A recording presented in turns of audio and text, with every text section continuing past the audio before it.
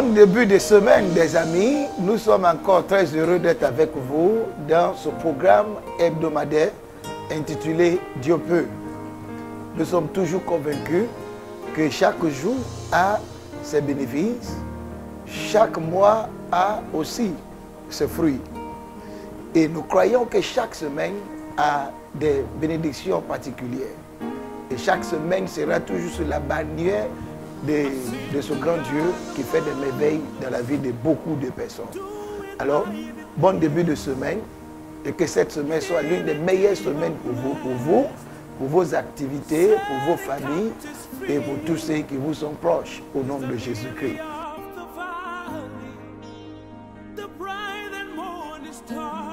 Je suis le pasteur Ola, le premier responsable de la mission évangélique La Montagne de Délivrance et aussi l'auteur de plusieurs ouvrages qui vous font énormément de bien, tels que les 7 secrets de la sorcellerie dévoilée, les 310 prières prophétiques pour une liberté totale, que fait quand tous sont fermés. Nous avons tous ces livres qui seront aussi très bien pour vous qui n'avez pas encore eu vos copies. Que Dieu vous bénisse. Vous le savez que dans le programme de Dieu peut, cette émission qui se tient chaque semaine, chaque lundi, de 9h à 9h30, nous vous entretenons avec des versets bibliques et avec beaucoup de prières. Croyons que votre prière soit acceptée par le Seigneur.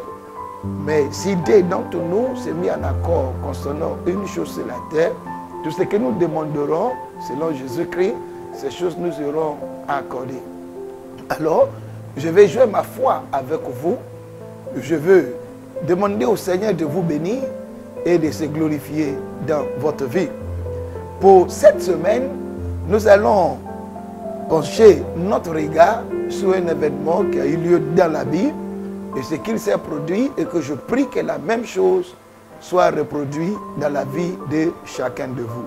Que cette parole soit une réalité et que notre Seigneur Jésus-Christ soit béni d'une manière spectaculaire dans la vie de chacun de vous en cette semaine. Dans le livre de Luc chapitre 7 que nous allons regarder, Luc chapitre 7, du verset 1 au verset 16, nous allons nous entretenir et prier à partir de ce texte. Je lirai du verset 11 au verset 16. Le jour suivant, Jésus alla dans une ville appelée Naïm. Ses disciples et une grande foule faisaient route avec lui. Verset 12. Lorsqu'il fut près de la porte de la ville, voici, on portait en terre un mort, fils unique de sa mère, qui était veuve, et il y avait avec elle beaucoup de gens de la ville. Verset 13. Le Seigneur, l'ayant vue, fut ému de compassion pour elle et lui dit, ne pleure pas. Il s'approcha et toucha de ses cueils. Ceux qui le portaient s'arrêtèrent et dit, jeune homme, je te l'ai dit, lève-toi. Et le mort s'assit et se mit à parler. Jésus le rendit à sa mère. Verset 16. Tous furent saisis de crainte et ils glorifiaient Dieu, disant, un grand prophète apparu parmi nous et Dieu a visité son peuple. Que Dieu bénisse sa parole. Dans ce passage, nous voyons une dame qui peut être toi, qui peut être moi, qui peut être n'importe qui. Une dame qui avait souffert déjà d'un coup, d'un événement, d'une chose qui avait causé des dégâts déjà dans sa vie. Une veuve qui avait seulement un fils, que certainement, 1 an ou 2 ans ou 3 ans, bien avant, elle avait perdu son mari. Et selon ce qui est dans le passage que nous venons de lire, la Bible nous avait dit que quand on portait son fils unique, qu'elle partait enterrer, elle s'est fait accompagner par beaucoup de gens. Cela signifie que cette femme déjà doit être une femme, soit une bonne femme, ou bien une femme qui a une grande influence, ou une femme qui faisait de bonnes œuvres dans la ville, et que tout le monde s'est rassemblé tout autour de cette femme pour la consoler, pour lui dire que nous sommes avec toi. Tu avais perdu ton mari dans le temps passé. Certainement, son mari doit être une personne qui avait aussi beaucoup d'argent, qui avait beaucoup d'influence. Et maintenant, elle perd encore son fils. Donc, les caractéristiques de cette femme, certainement, c'est une femme qui était bonne, ou bien une femme qui avait beaucoup d'influence dans la ville. Mais malheureusement, la Bible nous dit qu'elle avait déjà perdu la chose qui lui coûtait cher, qui était son mari. Et des mois plus tard, elle perd encore son fils unique, le seul qui lui restait. Et la Bible nous dit que cette femme était au milieu de la foule. C'est vrai que les gens pleuraient autour d'elle, mais c'est lui qui souffre et c'est lui qui sait ce qui se passe au-dedans de lui. Et cette femme partait pour enterrer son seul fils. Son seul fils, certainement, était dans un cercueil, transporté par des personnes. Son espoir était dans le cercueil.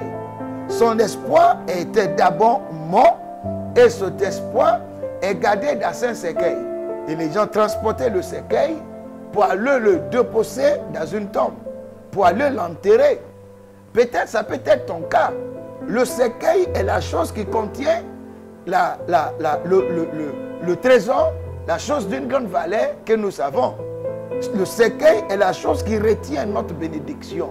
J'aimerais que tu vois que ce fils unique peut être ta carrière, ce fils unique peut être ton foyer, peut-être ton mariage, peut-être ta santé, peut-être même tes activités que tu fais, ça peut être ton emploi, ça peut être ta profession, ça peut être une chose qui te coûte cher.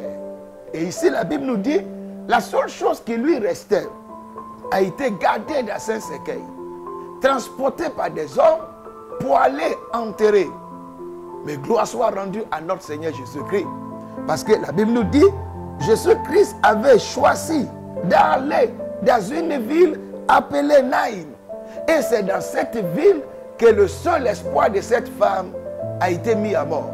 Que le seul espoir de cette femme était sur le point d'être enterré.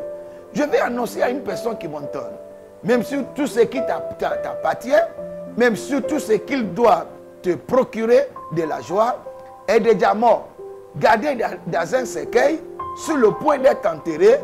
Une bonne nouvelle, Jésus-Christ t'a vu de loin.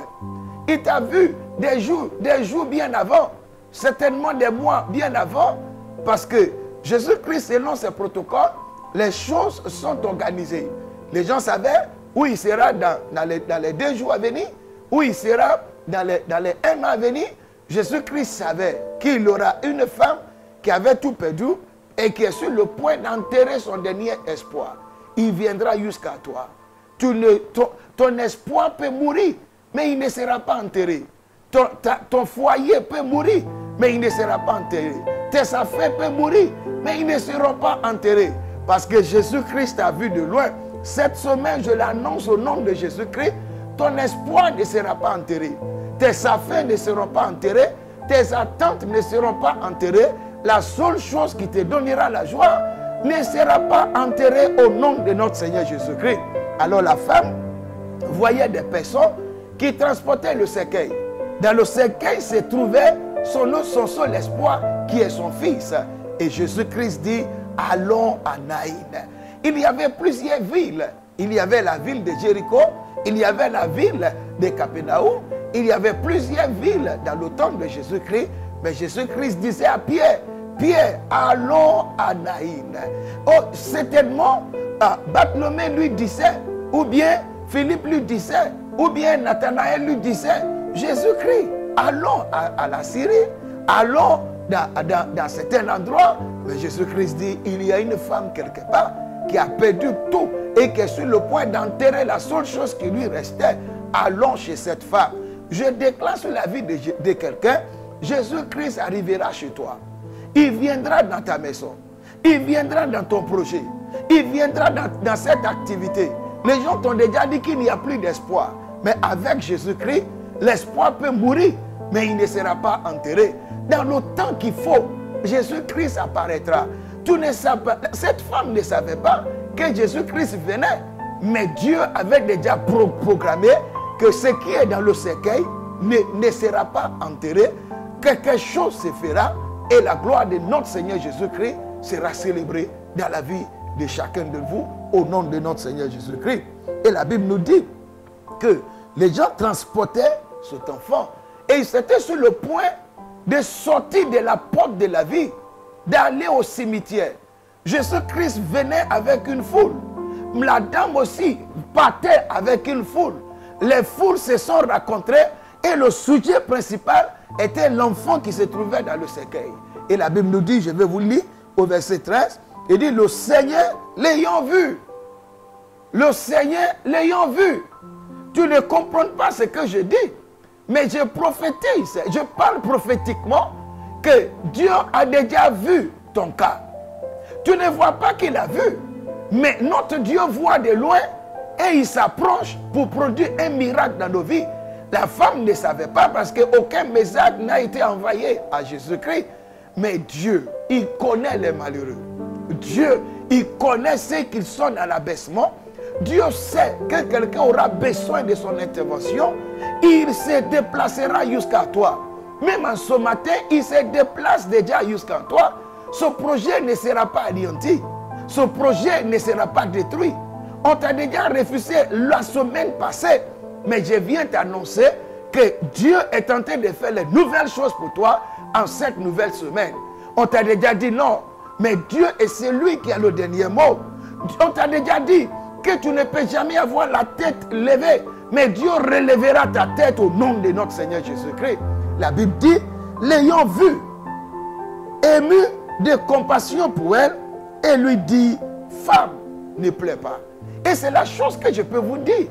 Dans chaque situation de la vie, nous devons garder notre silence. Nous devons garder notre conviction. Nous devons continuer d'avoir la foi que notre Dieu fera quelque chose. Parce que, vous voyez, ici, Jésus-Christ n'avait pas dit à cette femme, ne pleure plus. Il n'avait pas dit à cette femme, arrête de pleurer. Il a dit simplement à cette femme, cet enfant certainement est mort depuis 2 jours. Cet enfant certainement est mort depuis 1 jour. Mais tu n'avais pas pleuré. Tu avais gardé ta foi. Tu avais refusé de faire comme des païens. Tu croyais toujours qu'il y a une possibilité de la résurrection de cet enfant.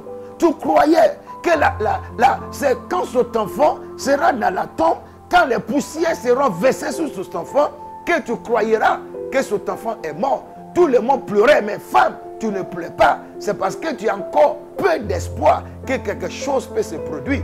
Je dis à quelqu'un qui m'entend, tout autour de toi paraît impossible. Tu as la douleur dans ton cœur. Tu es chagriné.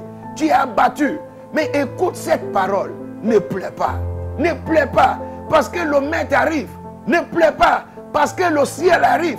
Ne pleure pas. Parce qu'il y a encore de l'espoir. Ça peut être 4 jours. Le maître se positionnera devant la porte de ta vie. Il t'appellera. Il appellera ce qu'il doit exister à l'existence. Il y a encore de l'espoir. Jésus-Christ dit à la femme, il dit, femme, quand tu étais dans la ville, quand tu avais vu ton fils mourir, quand tu avais vu qu'il n'y avait plus d'espoir, tu n'avais pas pleuré. Maintenant, tu es juste devant la porte. Tu penses qu'en traversant cette porte, il n'y aura plus d'espoir. Tu n'avais pas pleuré quand tu étais dans la ville. Mais maintenant, quand tu t'approchais vers la fin, tu as pris la décision de pleurer. Parce que tu ne m'as pas vu. Parce que tu n'avais pas vu la solution. Femme, quand ton fils mourait, je n'étais pas là. 1 jour, je n'étais pas là. 2 jours, je n'étais pas là. Mais dans la fin de cette situation, me voici. Femme, la solution est là. Femme, le remède est là. Femme, le ressuscité est là. Femme, le donner de la vie est là. Ne pleure pas, ton fils vivra. Maman, ne pleure pas. Mon frère, ne pleure pas. Papa, ne pleure pas. Tout va mal dans ton foyer. Ne pleure pas. Tout va mal dans tes affaires. Ne pleure pas. Toi qui es malade, les médecins t'ont déjà dit qu'il n'y a plus de solution. Mais je me tiens devant toi ce matin, n'importe où tu es. Et je te dis, comme Jésus-Christ pouvait dire à cette femme, il dit, femme, ne pleure pas. Alléluia. Et au verset 14, il dit, il s'approcha. Il s'approcha. Jésus-Christ ne reste jamais en dehors de nos situations. Les gens peuvent nous rejeter. Les gens peuvent nous dire que ce n'est plus possible. Mais Jésus-Christ s'approchera. Et il n'est pas loin de toi. Il est là. Même où tu es dans ta maison, je t'annonce qu'il est là. Même dans tes affaires, il est là. Dans ton foyer, il est là. Ne pleure pas. Alléluia. C'est ce que j'aime chez ce grand Jésus-Christ. Il s'approchera certainement. Au verset 4, il dit, il s'approcha. Il toucha le cercueil. Ce n'était pas cet enfant qui a le problème. C'est le cercueil. C'est l'esprit des morts. Ce sont des aiguillons de la mort. C'était le conteneur de la misère qui avait pris cet enfant. Et Jésus-Christ dit, le problème s'attachait au cercueil. Il touche le cercueil. Au nom de notre Seigneur Jésus-Christ, que ta vie soit touchée, que tes affaires soient touchées, que la chose qui contient, qui retient ta gloire, qui empêche la manifestation de ta gloire, soit touchée par la main puissante de l'Éternel. Alléluia. Il toucha le cercueil. Ce qui le portait s'arrête. Il y a quelque chose qui s'arrêtera dans ta vie. Cette semaine, la maladie s'arrêtera. La misère, le chômage, cet écoulement du sang s'arrêtera. Cette chose qui est tentée de transporter ta joie, cette chose qui veut mettre une fin à ta grandeur, cette chose s'arrêtera au nom de notre Seigneur Jésus-Christ. Parce qu'il touchera ce qui est impossible dans ta vie. Alléluia. Et il dit, jeune homme, je te l'ai dit, lève-toi. Alléluia. Le mort s'assit et s'est mis à parler. Jésus le rendit à sa main. Alléluia. Cette société va reprendre. Ce foyer va reprendre. Ce mariage va reprendre. Cette santé va reprendre. Ce projet va reprendre. Tu ne mourras pas. Tu ne seras pas anéanti. Le Seigneur est juste à côté de toi. Il te dit, lève-toi. Et la Bible dit, le mort s'est assis. Tout va reprendre au nom de notre Seigneur Jésus-Christ. Ma prière que je vais faire avec toi est ceci. Que la mort qui règne dans ta vie soit anéantie. Que le cercueil qui contient ta destinée à l'instant soit touché. Que le cercueil que l'ennemi est tenté de prendre pour te transporter dans la confrérie de la sorcellerie, que ce cercueil soit touché. Je parle à une femme qui est tellement chagrinée à cause de l'état de ses enfants. Tes enfants aujourd'hui ne sont pas ce que tu veux. Ils sont tous mis dans un cercueil. Que ce cercueil soit brisé au nom de Jésus. Que ce cercueil soit mis en pièces au nom de Jésus-Christ. Il y a quelqu'un qui m'entend là-bas. Mais sa affaires ne marche plus. Dans le physique, on voit tes affaires. Mais dans le spirituel, tes affaires sont déjà gardées dans un cercueil. Et les gens transportent le cercueil. Les gens veulent en finir avec toi. Mais je déclare au nom de Jésus-Christ, ceux qui transportent le cercueil, que ces personnes s'arrêtent au nom de Jésus-Christ. Que la misère s'arrête dans ta vie. Que la misère s'arrête dans tes affaires. Tu travailles jour et nuit, tu ne vois pas ce que tu dois voir. Parce qu'ils t'ont déjà mis dans un cercueil. Ils ont déjà mis tes affaires dans un cercueil. Ils ont déjà mis tes profits, tes avantages. Tout ce que des privilèges, des opportunités sont déjà mis dans un cercueil dans le spirituel. Que le cercueil soit saccagé au nom de Jésus-Christ. Que le cercueil soit brisé en pièces au nom de notre Seigneur Jésus-Christ. Et toi qui m'entends, ami, quelle que soit ta durée dans ce cercueil, tu sortiras en cette semaine. C'est pourquoi, étant que le sacrificateur du Seigneur, le porte-parole de Dieu, c'est lui qui déclare et les choses se réalisent. Je déclare que Dieu peut mettre une fin à cette souffrance.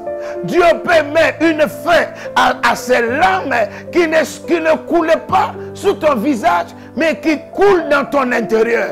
Parce que chaque fois tu gémis, chaque fois tu te dis jusqu'à quand, écoute-moi ami, au nom de notre Seigneur Jésus-Christ, que le cercueil soit broyé au nom de Jésus-Christ.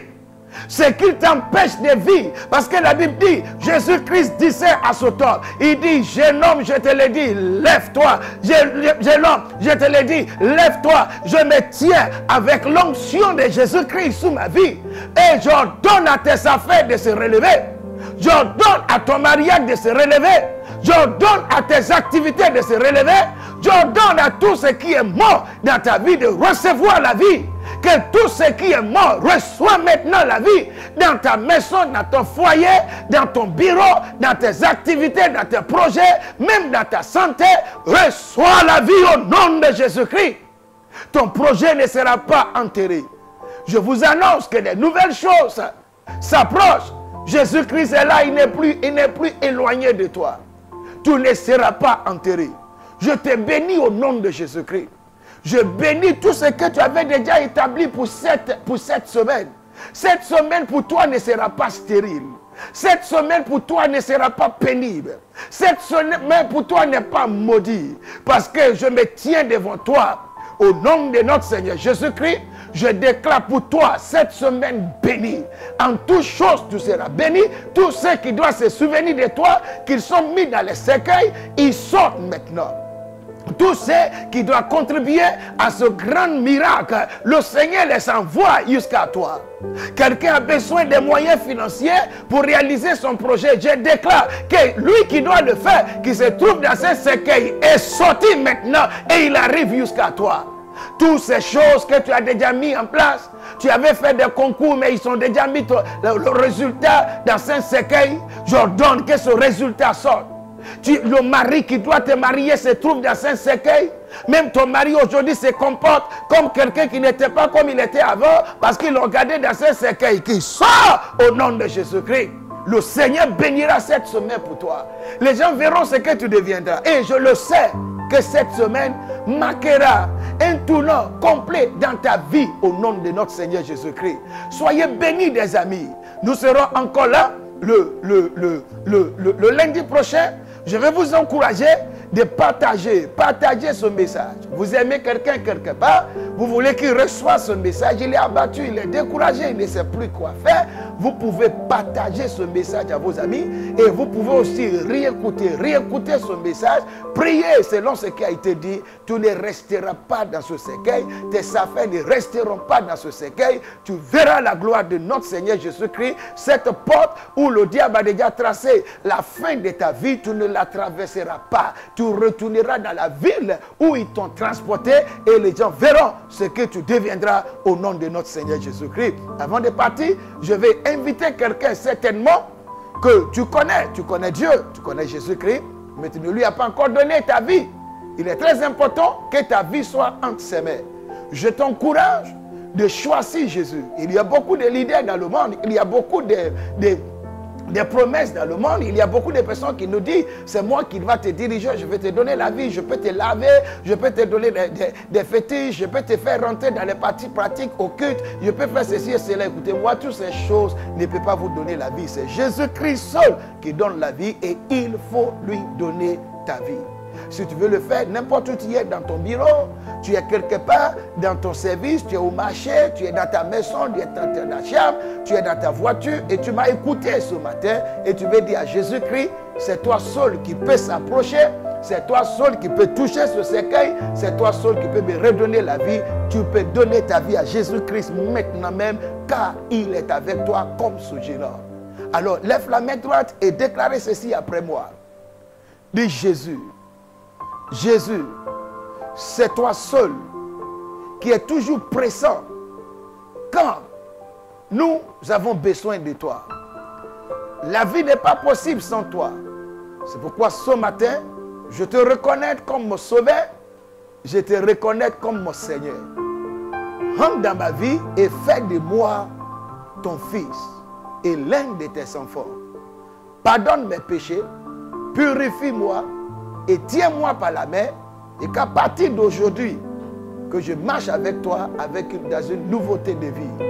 Au nom de Jésus-Christ. Amen. Des amis, nous sommes situés juste à côté du collège Pascal à Makorissi-Koji.